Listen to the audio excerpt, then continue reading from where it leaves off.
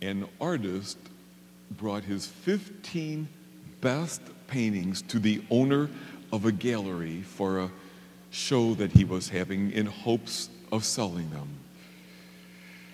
And partway through the weeks of the show, the artist met with the owner to ask them if there had been any interest in his paintings. The owner said, "Well, I've got good news and bad news.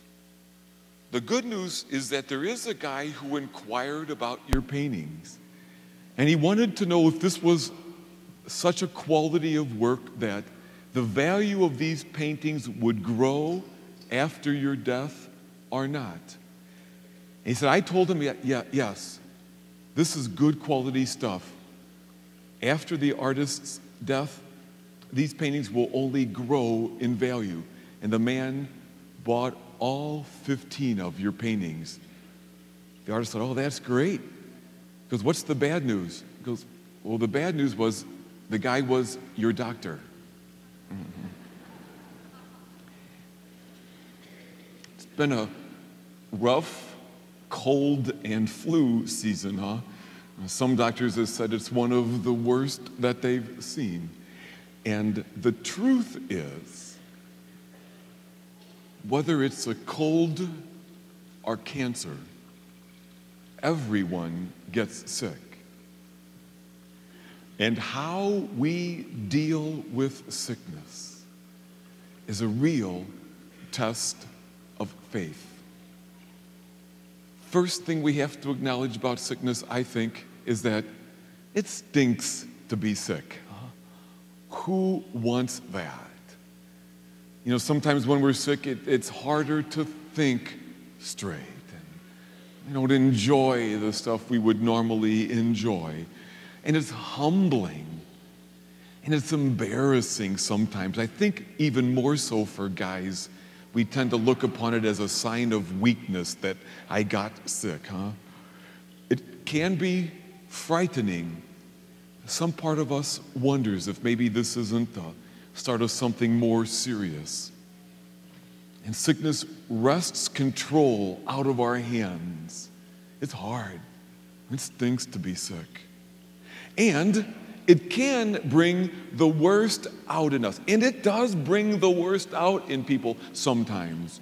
For example, it can lead to self-absorption and pity.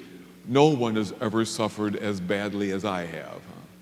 Or a sense of entitlement, like the whole world should exist now just to take care of me.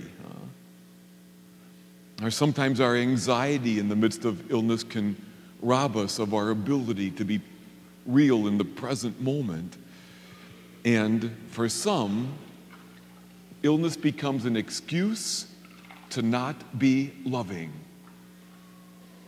As if there's any excuse ever for that. But even as I say all of those things about how hard it is to be sick, I also suggest that at the same time, there is a gift hidden in illness for us. Illness contains the possibility of a gift, a goodness, a blessing for us all as well. Sometimes, you know, it is good not to be able to do as much. It gives us a slightly different perspective. And it becomes a school for patience. You know, I can't make this happen, my health come back as quickly as I want. And I have to learn patience in the midst of that. And what do we find when we're sick? My plans just maybe don't matter to sickness, do they? It's a certain out of controlness. 2 years ago, I was speaking at a conference in Toronto. I got to be the first speaker, which meant I had all 2,300 people at once at the beginning. And something I ate the night before did not sit well with me. And I went out there pale and with a trash bag tucked in my back pocket. It was certainly, while well prepared, not the best delivered talk I've ever given by a long shot. And I feel bad about that. What a great opportunity that was, that I missed it, and yet, too bad. Illness confronts me with, well, what good am I when I can't be as productive as I want? Who am I when I'm not able to produce? Illness, faith forces us to almost face our mortality. And for some, it becomes a chance to be united with Christ in his sufferings. It almost opens us up to meet him there in ways that we wouldn't meet him at other times. Illness demands a surrender from us. It strips away our delusion of control. And it makes us rely on others and calls us to be able to receive. And I suggest that even while illness brings out the worst in some, and all of those things I just mentioned, illness can also bring out the best in us if we let it. Some of the saints, historically, have named the time of their conversion, their deepening of faith, to their illness. I think of our accident, injury. I think of St. Ignatius or St. Francis. It was there in the crucible of their suffering and pain that their hearts were changed, that they met God, that what was stripped away from them allowed them to be able to come to be their best and truest selves. And I'll bet you know people like that as well. When they were ill, it was almost like the best of them began to come forward. And it can happen that way for us. And I think what we have to remind ourselves in part is that even in the midst of this illness, all the love in the universe is with me right now. Right now, all the love in the universe. And there's nowhere that this illness could take me, even to death, that could separate me from all the love in the universe. And while I might not like it, and I don't, I need to trust. I'm called to trust the love that is there in the midst of it. As announced, today we will anoint the sick at this Mass. We do that twice a year. And since this week we celebrated the World Day of Prayer for the Sick, we wanted to do that this weekend. And as we bring our brothers and sisters forward to pray for them, maybe there are miracles because there's a healing power to love and prayer. But the church's major concern is not the sickness itself. It's more the sickness within the sickness. It's how we deal with it and what gets messed up inside of ourselves in our response to illness sometimes. And so what we pray for most of all, we pray for more than a cure. We pray for something deeper. We pray for a healing. We pray for healing. And the promise is that there is a healing available to us. One of my friends who works at a hospital, usually with those who are facing death, said that these people who come forward for us to be prayed over, we should think of them as heroes. Because she says, I see again and again the goodness of these people trying to stay true in the midst of all that illness strips away from them. And I watch their families as they love and let go. And she said, what I see there is so holy sometimes. She said, I want to kneel down before it. Because she says, I see there God shining as light through human weakness. And it is holy.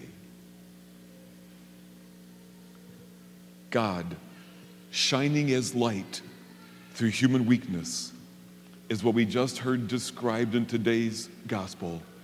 The disciples got to see that light shining through Jesus, through the ordinariness of his humanity, Jesus, who would himself get ill and suffer and die. They saw the glory of God shining through his human weakness. And my brothers and sisters, the promise is that our human weakness contains within us the power of God to shine through for us if we could see rightly. Light shining through the broken places. Whether it's a cold or cancer, everyone gets sick. It will bring out the worst in some, but for others, it will be one more place where the world is allowed to see the glory of God shining through human weakness.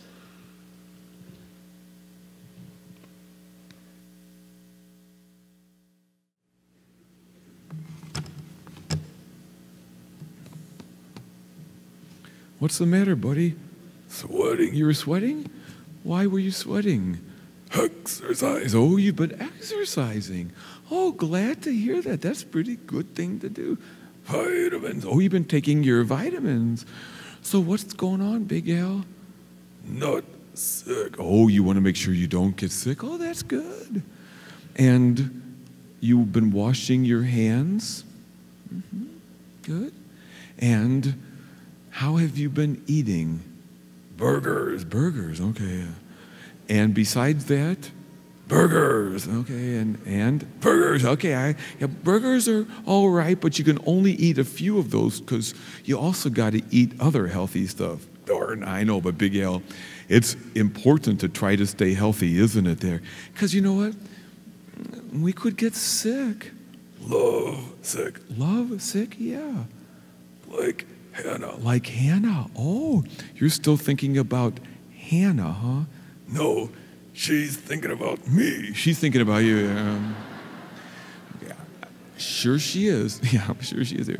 Yeah, but Big Al, I'm glad you're taking those extra precautions to try not to get sick. It's so important that we eat well and exercise and wash our hands and get vitamins. And we do all of that. And still, at some point, everybody gets sick.